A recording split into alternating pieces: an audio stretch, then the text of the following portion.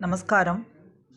ஆச்சாரத்தினுடைய பதிவிலே பல விஷயங்களை நாம் அனுபவித்தோம். அதில் வாக் சுத்தி, மெய் சுத்தி, மனசு சுத்தி என்ற பிரிவுகளையும் நாம் பார்த்தோம். அதை விரிவாக அடியேன் என்று சொல்ல முயற்சி செய்கிறேன். வாக்கு சுத்தி என்று சொன்னால் நல்ல சத்வமயமான எண்ணங்கள், அந்த எண்ணத்திலிருந்து பிரதிபலிக்கக்கூடியதான வாக்குகள். இது எதை பிரதிபலிக்கிறதுன்னு சொன்னால், நாம் பேசக்கூடிய வார்த்தைகள் அது பரிசுத்தமாகவும் உன்னதமாகவும் இருக்கக்கூடியது. அதைத்தான் சுத்தின்னு சொல்கிறோம். அப்போ வாக்கு சுத்தின்னு சொன்னால் பேசக்கூடிய வார்த்தைகள். இந்த வார்த்தைகளினுடைய அடித்தளம் எது? நம்முடைய நினைவுகள். அப்போது மனசு, இந்த நினைவுகளை எல்லாம் எது கொடுக்கிறது? மனசு.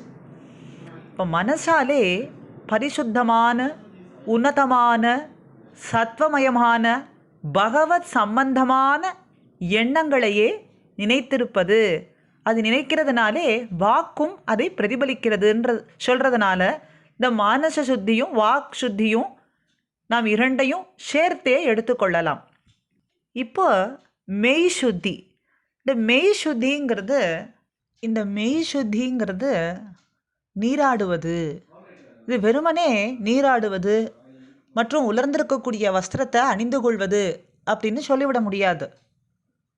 இதுக்குள்ள பரிசுத்தம், நம்பிக்கை, ஸ்ரத்தை, பக்தி என்பது அடங்கியிருக்கிறது என்று தான் எடுத்துக்கொள்ள வேண்டும். அப்போ பரிசுத்தமானதுன்னு சொன்னால் தூய்மையான நீரிலே நீராடுவது. அப்போது நீர்நிலைகளான ஒரு ஆறிலேயோ குளத்திலேயோ நதியிலேயோ அல்லது கிணறுகளிலேயோ, ஏன் கிணறு நதிங்கிறதே பிராதான்யமாக சொல்கிறார்கள் அப்படின்னு சொன்னால், பூஸ்பர்ஷம், இந்த பூமியினுடைய தொடர்பு அதற்கு இருக்கிறது என்பதனாலே ஒருபடி ஏற்றமாக சொல்லப்படுறது. அப்போ பூஸ்பர்ஷம் இருக்கிறதுனாலே நீர்நிலைகளான நதிகளிலோ குளங்களிலோ அல்லது கிணறுகளிலோ, இப்போது முற்காலங்களிலே இருக்கக்கூடிய கிரகங்களிலே இல்லை இன்னும் கூட நிறைய கிரகங்களிலே இந்த வழக்கத்தையே பின்பற்றி கொண்டு வருகிறார்கள். நாம் உண்ணுவதற்கு எம்பெருமானுக்கு கண்டருள பண்ணக்கூடிய பிரசாதத்தை தயார்படுத்துவதற்கு கிணற்றிலிருந்தே நீரை எடுத்துக்கொண்டு அதை பிரயோஜனப்படுத்துகின்றார்கள். அப்போ ஏன் இந்த கிணற்றிலிருந்தே அவர்கள் அதை எடுக்கிறார்கள் அப்படின்னா, பூஸ்பர்ஷம் என்ற காரணத்தினாலேயே. இன்னும் மடங்களிலேயும் மற்ற உயர்ந்த மகான்கள்லாம் அவர்கள் பிரயோஜனாந்தரங்களுக்காகவே பயன்படுத்தக்கூடிய இந்த ஜலங்கள்லாமும் பூஸ்பர்ஷம் பட்டதாகவே இருக்கும் என்ற காரணத்தினாலே. அப்போது இந்த மெய் சுத்தி என்பது பரிசுத்தமான நீர்நிலைகளிலே நாம் நீராடுவது. அதே போல் வஸ்திரமும் அப்படியே. அது இன்றைய காலகட்டத்திலே மிகவும் குறைந்து அவரவர் கிரகங்களிலே குழாய்களிலே வரக்கூடிய ஜலத்தை அனைத்து பிரயோஜனங்களுக்கும் பயன்படுத்துவதாக இன்றைய நிலை ஏற்பட்டுவிட்டது. ஆக இப்படி ஒரு சந்தர்ப்பம் நமக்கு கிடைக்கிறதுன்னு சொன்னால் அதை பயன்படுத்தி கொள்ள வேண்டியது அவசியமானது. அப்படி பரிசுத்தமான நீர்நிலைகளிலே நீராடிவிட்டு பரிசுத்தமான ஆடைகளையும் அணிந்து கொண்டு ஜபம், பூஜை, ஹோமங்களோ இதையெல்லாம் ஸ்ரத்தை, பக்தி சாஸ்திரங்களிலே சொல்லியிருக்கிறபடிக்கு செய்ய வேண்டியது என்பதும் பிராதான்யமானது. ஆக வாக் சுத்தி, மனசு சுத்தி, மெய் சுத்தி என்று பார்த்தோம். இந்த பரிசுத்தம் என்பது தேக சுத்தி, வாக் சுத்தி, மனசு சுத்தியோடு நின்று விடாமல் ஆகாரத்திலேயும் இருக்க வேண்டும் என்றும் சாஸ்திரங்களிலேயும் பல மகான்கள் ஆச்சாரியர்கள் வாயிலாகவும் சொல்லப்படுகிறது. ஏன் என்று சொன்னால், நாம் உட்கொள்ளக்கூடிய உணவுதான் நாம் யார், நாம் எப்படி இருக்கிறோம் என்பதை பிரதிபலிக்க காட்டுகிறது. நம் எண்ணங்களை பிரதிபலிக்கிறது என்று சுருக்கமாக சொல்லலாம். முதல்ல போகம் என்றால் என்ன, பிரசாதம் என்றால் என்ன என்று தெரிந்து கொள்ளலாம். போகம் அப்படின்னு சொன்னால், அது உதாரணத்துக்கு சமைத்த உணவுகளோ இல்லை சமைக்காத அப்படியே இயற்கையாக கிடைக்கக்கூடிய உணவுகளோ சாப்பிடுவதற்கு தயாராக இருக்கக்கூடியதற்கு பெயர் போகம்னு சொல்கிறோம்.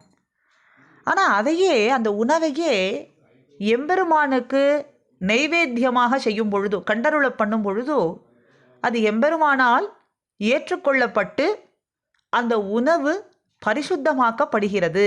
எம்பெருமானுடைய கருணையினாலேயே, கடாட்சத்தினாலே அது பரிசுத்தப்படுத்தப்படுகிறது. அதனால் அது பிரசாதம் என்று ஆகிறது.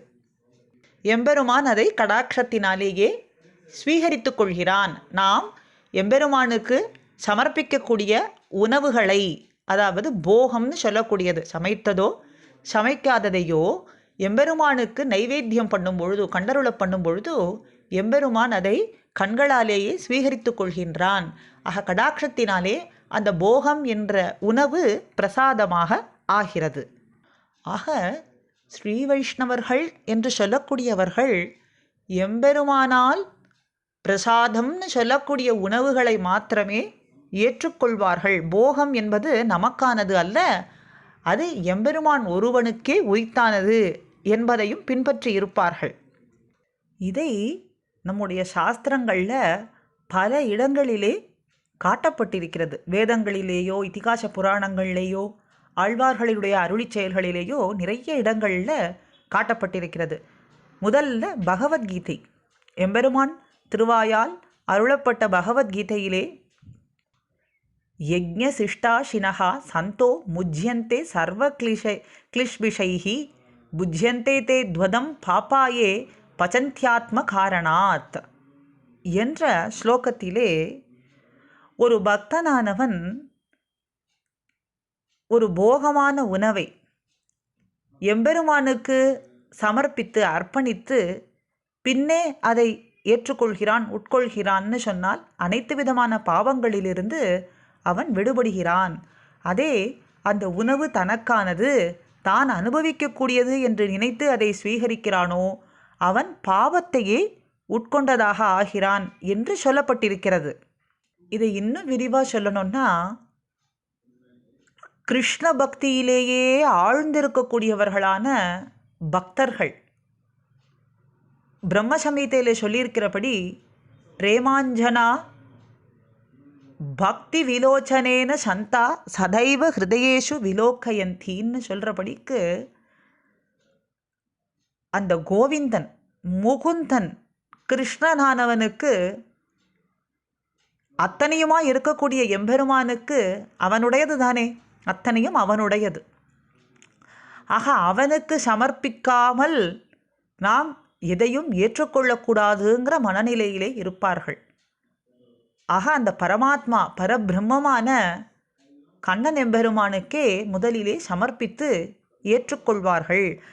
அப்படிப்பட்ட பக்தர்கள் யஜ்ஞங்கள் மூலமாக பலவிதமான சேவைகளிலே ஈடுபடுவார்கள். ஸ்ரவணம், கீர்த்தனம், ஸ்மரணம், அர்ச்சனம், இப்படி பலவிதமான செய்கைகளிலே ஈடுபட்டு அவனுக்கு இந்த போகத்தை சமர்ப்பித்து அதை ஸ்வீகரிப்பதன் மூலமாக, பிரசாதத்தை ஸ்வீகரிப்பதன் மூலமாக அனைத்து விதமான பாவங்களிலிருந்து ஈடுபடுகிறார்கள் என்று இந்த ஸ்லோகத்தை விரிவாக சொல்லப்படுகிறது. தொடர்ந்து இந்த ஆகார நியமம் என்ன சொல்கிறது, எந்த குணங்களை நமக்கு கை காட்டுகிறது, ஆகாராக தாமசப்பிரியாகா என்று சொன்னபடிக்கு பலவித புராணங்கள் வார்த்தைகளையும் ஆச்சாரியர்கள் ஆழ்வார்களினுடைய வைபவத்திலிருந்து வரக்கூடியதான வார்த்தைகளையும் நாம் ஒவ்வொரு பகுதிகளாக கூடியிருந்து அனுபவிப்போம். ஸ்ரீமதே ராமானுஜாய நமஹா. நமஸ்காரம்.